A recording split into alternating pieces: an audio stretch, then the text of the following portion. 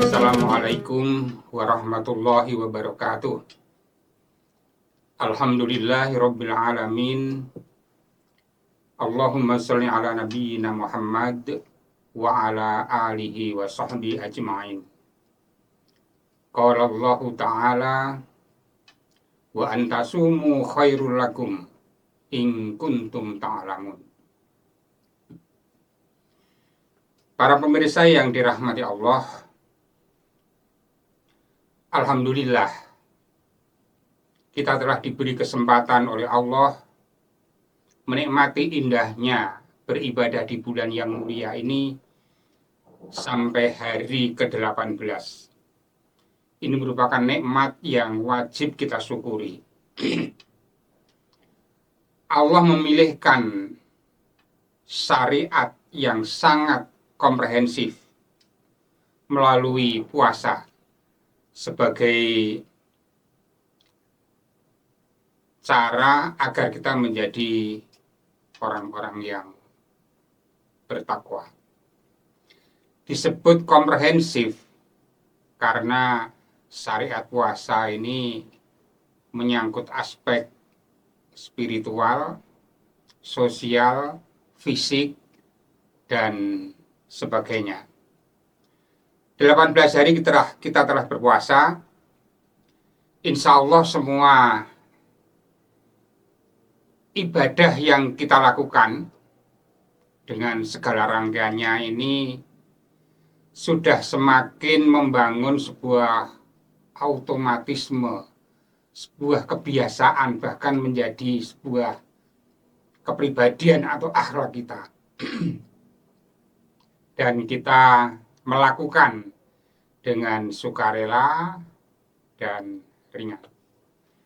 Para pemirsa yang dirahmati Allah, dewasa ini ikhtiar untuk meningkatkan, memelihara ketakwaan, akhlakul karimah. Sungguh tidak mudah.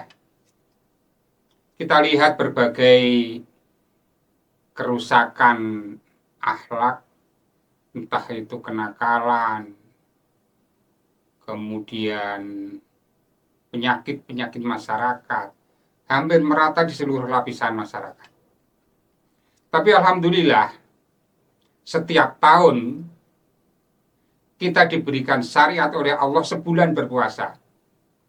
Dan ini menjadi cara Allah untuk mengembalikan kita supaya ketakwaan, keimanan, akhlak kita itu tetap terjaga. Andaikan turun, bisa kembali menjadi ketakwaan yang baik, keimanan yang kuat, akhlak yang mulia.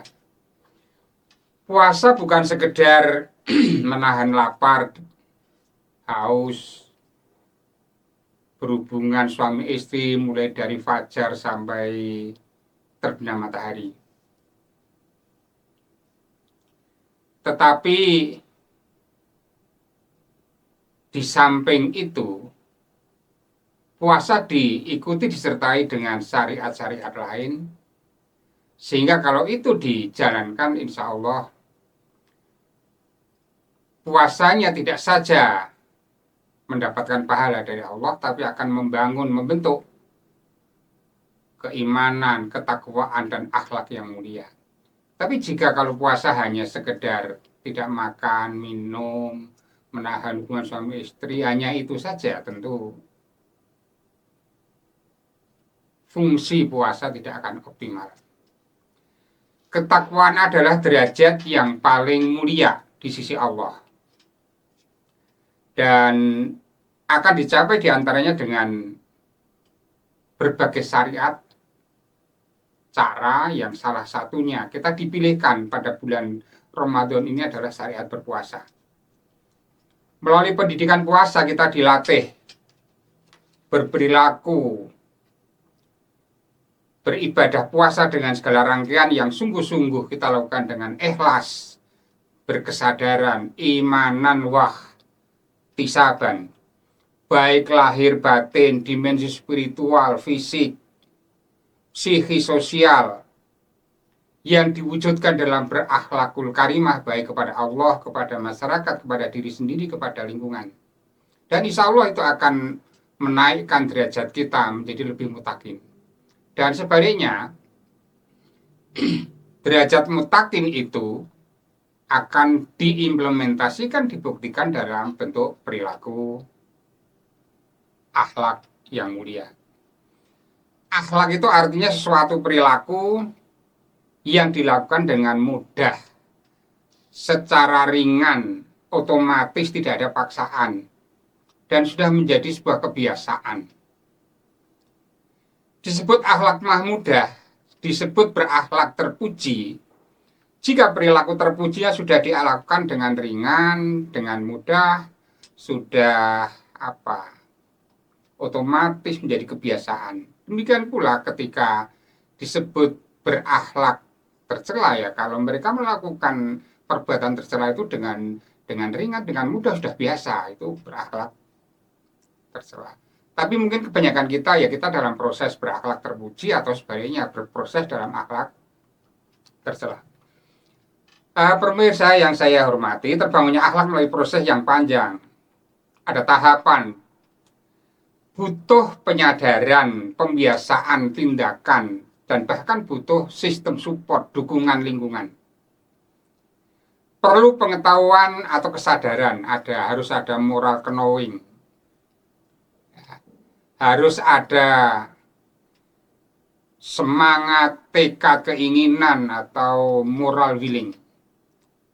Tidak cukup itu, harus dipraktekkan, latihan, pembiasaan, harus ada moral doing, dan tentu ada pengukuhan. Nah, syariat puasa memberikan penyadaran melalui niat puasa yang ikhlas, ada komitmen yang kadang-kadang niat komitmen itu butuh dinyatakan secara verbal.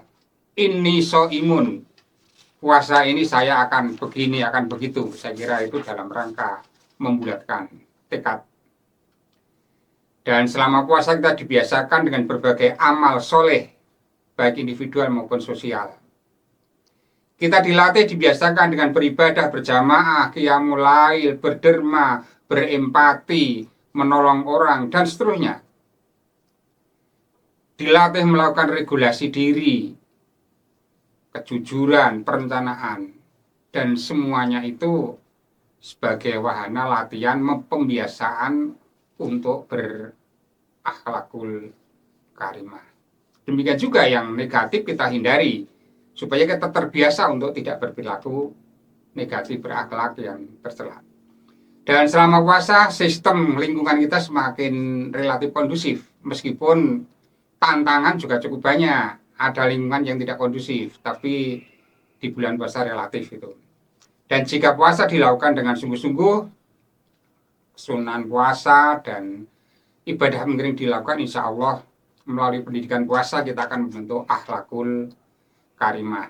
Dan setelah puasa itu harus tetap dipelihara, dijaga, dikembangkan, disupport, supaya tidak turun, supaya tidak tergoda oleh lingkungan yang tidak kondusif. Mudah-mudahan kita tetap bisa diberi kekuatan menjalankan ibadah puasa sampai tuntas, kualitas iman takwa kita meningkat, dan kita menjadi orang yang berakhlakul karimah. Selamat menaikkan ibadah puasa. Assalamualaikum warahmatullahi wabarakatuh.